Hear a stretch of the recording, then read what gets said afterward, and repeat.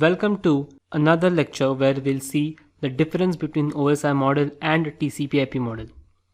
But before moving ahead, I would like to first describe the layers of TCP/IP model in technical terms. As you can see, the TCP/IP model consists of 5 layers, or the physical layer and data link layer together is known as host to network layer, thus making it a 4-layer model. So, the application layer. TCP/IP model does not have session or presentation layers because they are of little importance in most of the applications. The layer on top of the transport layer is called as the application layer. The protocols related to this layer are all high-level protocols such as Telnet, FTP, Simple Mail Transfer Protocol, and many more. Many other protocols have been added to these over years, such as Domain Name Service, NNTP, and HTTP, etc. Then the transport layer. This is the layer above the internet layer or the network layer. Its functions are same as those of transport layer in the OSI layer. This layer allows the peer entities of the source and destination machine to converse with each other.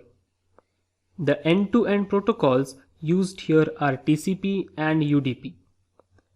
TCP is a reliable connection-oriented protocol, whereas UDP is a connectionless protocol.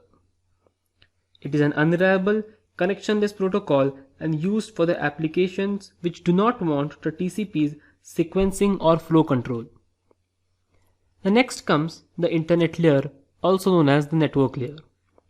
This layer is called as the internet layer and it holds the whole architecture together. The task of this layer is to allow the host to insert packets into any network and then make them travel independently to the destination. The order in which the packets are received can be different from the sequence in which they were sent. Then the higher layers are supposed to arrange them in the proper order. Note that internet is being used as a generic term. The network layer is supposed to deliver IP packets to the destinations. So, now what is the difference between all these layers? In OSI there are 7 layers, as you can see, but in TCP/IP it has 5 layers or 4 layers. Transport layer guarantees delivery of packets in OSI model, whereas there is no delivery of packets in TCP/IP model.